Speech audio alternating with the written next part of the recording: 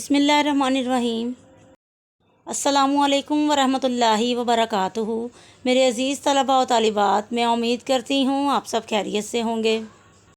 بچوں، آج ہم پڑھیں گے اپنی درسی کتاب کے سبق نمبر 4، اے وطن تو سلامت رہے کا خلاصہ۔ سب سے پہلے میں آپ کو خلاصے کی تعریف بتاتی چلوں۔ خلاصہ سبق کا ایک تہائی حصہ ہوتا ہے۔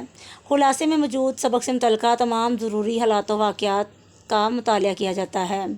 خلاصہ پڑھ کر پڑھنے والے کو سبق میں موجود تمام ضروری باتوں کی اچھے طریقے سے سمجھ آ جاتی ہے۔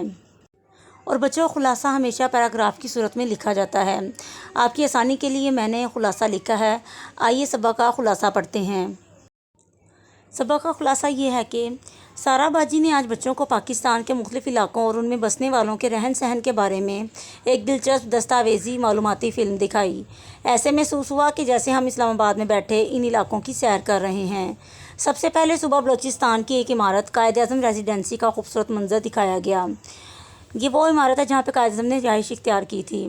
صوبہ بلوچستان رقبے کے لحاظ سے پاکستان کا سب سے بڑا صوبہ ہے۔ کوئٹہ صوبے کا صدر مقام ہے۔ اسے پھلوں کی وادی بھی کہتے ہیں۔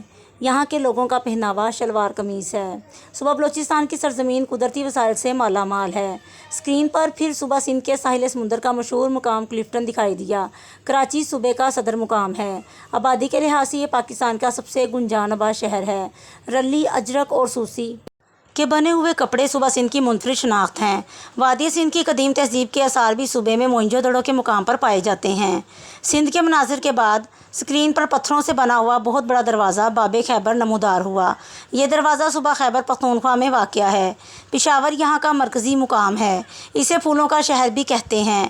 یہاں کے مرد روایتی قمیص شلوار جبکہ خواتین کڑھائی والی لمبی قمیص شلوار یا پھر فراک پہنتی ہیں۔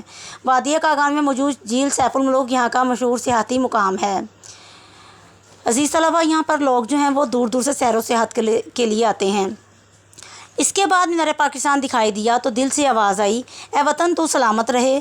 ہم اب صوبہ پنجاب کے حسین مناظر دیکھ رہے تھے۔ لاہور صوبے کا مرکزی شہر ہے۔ اسے کالجوں اور باغوں کا شہر بھی کہتے ہیں۔ شہروں میں لوگ شلوار قمیض جبکہ دیہات میں زیادہ تر لوگ لنگی، لاچا اور دھوتی پہننا پسند کرتے ہیں۔ صوبہ پنجاب کی مشہور سیاحتی وادی وادی مری ہے۔ اب مظفر آباد کا دلکش منظر نظر آیا۔ مظفر آباد آزاد جموں کشمیر کا صدر مقام ہے۔ کشمیر کو اپنی بے پناہ خوبصورتی اور دلکش نظاروں کی وجہ سے جنت نظیر بھی کہتے ہیں۔ عمدہ کشمیری کڑھائی والے چگے، پھیرن اور کشمیری شالیں یہاں کے مشہور پہناوے ہیں۔ فلم کے آخری حصے میں ہم نے گلگت بلتستان کے مشہور کھیل پولو کھیل کا ایک حیران کن منظر دیکھا۔ گلگت بلتستان کا صدر مقام گلگت ہے۔ اس کو اللہ تعالیٰ نے بے شمار قدرتی وسائل سے نوازا ہے۔ اس کے علاوہ قدرت کے حسین نظارے اور خوبصورت پہاڑی سلسلے بھی یہاں موجود ہیں۔